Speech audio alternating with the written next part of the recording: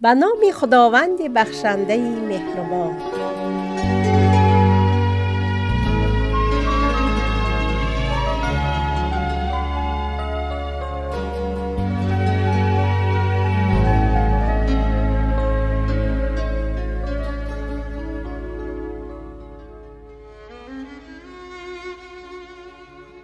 سلام بچه های عزیز، همراهان خوبی برنامه قصه های مثنوی.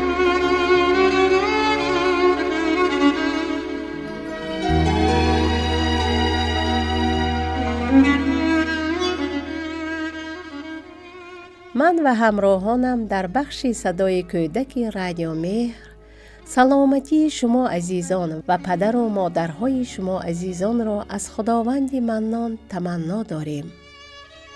از همه شما فرزندان خوبم خواهش میکنم که به داستان امروز ما گوش دهید.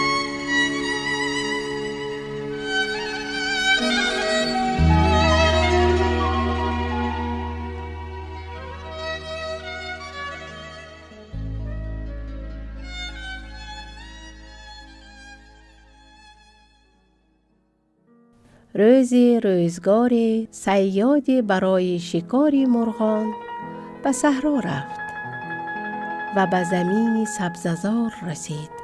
طوری که با آن مرغ و پرندگان را شکار می کرد آماده کرد و سر آنها را به تنه درخت بست.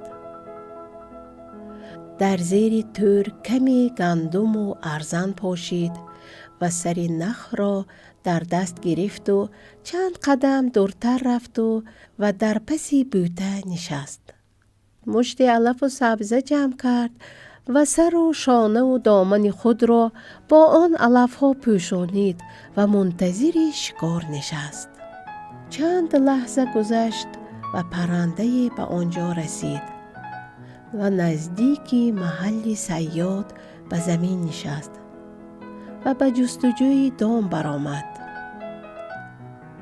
همین که پرنده چند قدم پیش آمد، صیاد به اختیار عطسه زد و پرنده فهمید که آنجا کسی هست. خوب به اطراف نگاه کرد و روبروی صیاد که رسید آدمی سبزپوش را دید. کمی دورتر رفت و روبروی صیاد نشست و از او پرسید: ای سبزپوش، کی هستی و زیر سبزه ها چی کار میکنی؟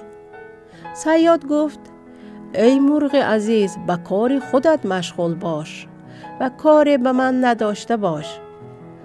من مرد عابد و زاهدی هستم، از دنیا گذشته و ترک دنیا کردم و از مردم کناره گرفتم. در اینجا سختی میکشم و عبادت میکنم. پرنده گفت: سخنانی تازه میشنوم. میان صحرا زیر سبزت پنهان شده و عبادت کردن یعنی چی؟ به نظر من ترک دنیا کردن کاری خوب نیست. برای عبادت کردن هم زیر علف رفتن و صحرا نشستن لازم نیست.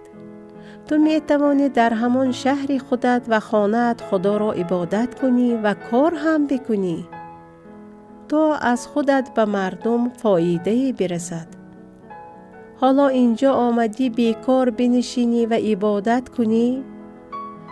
مگر نشنیده که گفتند عبادت بجز خدمت خلق نیست، به تسبیح و سجاده و دلق نیست. صیاد گفت: تو مرغ ساده هستی، مردم را نمی شناسی. مردم خیلی بدند و هیچ کس را آسوده نمی گذارند. همه در فکر مال دنیا هستند. من دلم نازک است و طاقت دیدن این چیزها را ندارم. یک عمر کار کردم و به مردم خوبی کردم. حالا آخر عمرم را می خواهم تنها باشم و به فکر آخرتم باشم. برای خوراک من همین علف‌های صحرا بس است و برای لباسم برگ درختان کافی است. آخر تا کی باید در فکر دنیا بود؟ پرنده گفت بله، گفته‌هایت درست است، اما تو حیوان صحرایی نیستی، تو آدم هستی و آدم تا زنده است باید همراه دیگران باشد. اگر دیگران بدند تو خوب باش تا دیگران هم از تو خوبی را یاد گیرند. اگر همه مردم بروند و مثل تو گوشه نشین بشوند کار دنیا میماند.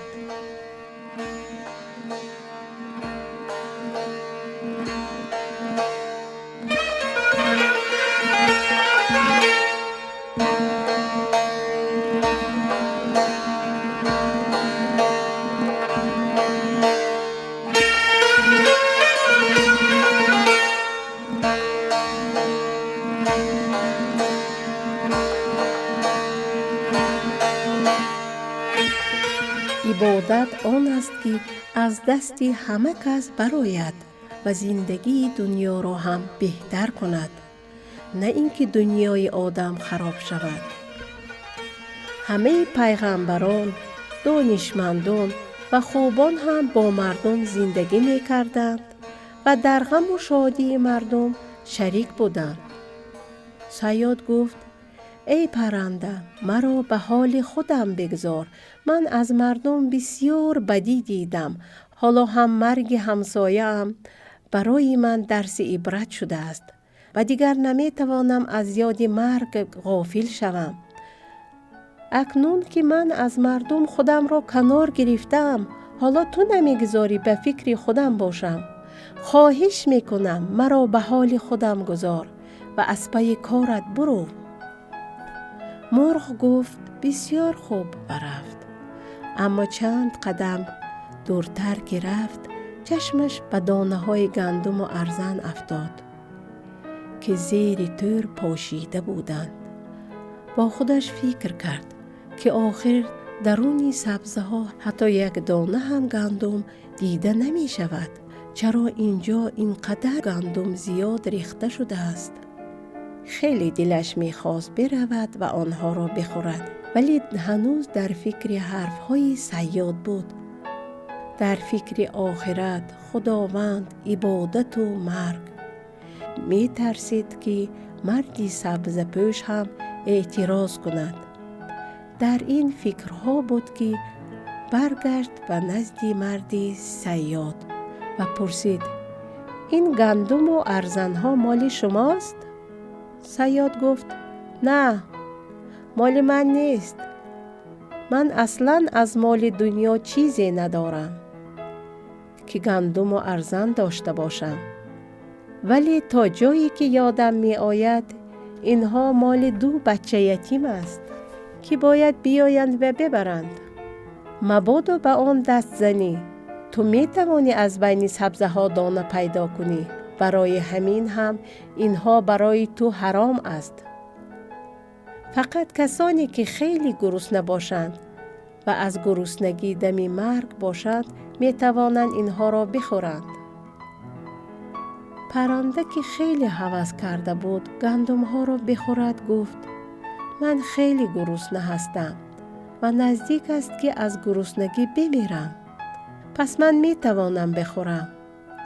صیاد گفت من نمیدانم. تو حال خودت را بهتر میدانی. اگر خیلی گرسنه باشی می توانی بخوری و کسی پیش راهی تو را نگرفته است. پرنده فکر کرد و گفت اگر این طور باشد من فقط چند دانه از این گندم ها می خورم. این را گفت و رفت و شروع کرد به خوردن. اما با همان دانه اول به دام افتاد و دید که نمی تواند از آن بیرون رود. آن وقت فهمید که همه آن سخنان برای فریب دادن او بوده است. صیاد که مقصدش حاصل شده بود از زیر علفها بیرون آمد تا پرنده را بگیرد.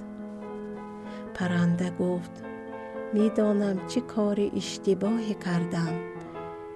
این سزای کسانی که فریب دروغگویان و ریاکاران را بخورد. صیاد گفت اینها که تو میگویی من نمیشناسم. اما در اینجا جز من و تو کسی دیگر نبود. من هم سخنی بی حساب نزدم که تو را فریب داده باشم. من گفتم ریاضت میکشم، تو هم گفتی گرسنه هستی. حالا تو گندم بخور و من هم تو را میخورم که مزد زحمت ها و عبادت و ریاضت خود را گرفته باشم. اما باید قبول کنی که طمع کردی به دام افتادی. باید فکر میکردی که هر جا که دانه است دام هم هست. خودت کردی و خود کرده را تدبیر نیست.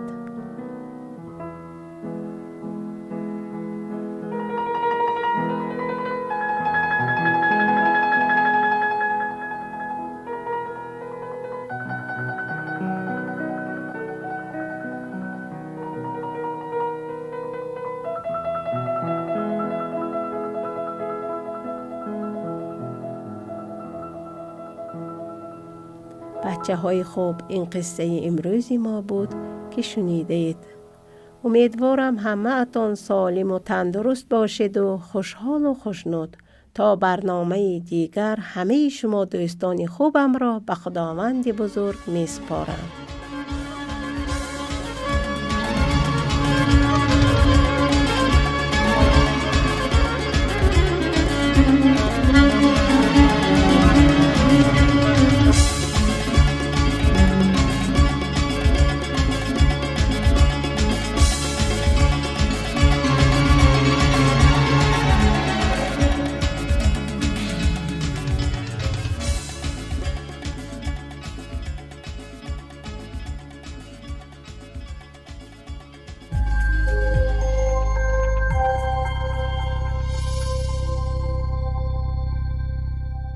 برای دریافت پادکست هایی بیشتر و برنامه های متنوعی رادیو مهر، ارمغان امید و آینده می توانید با واتساپ ما با شماره +49 177 390 99 94 پیام دهید و با ما در ارتباط باشید.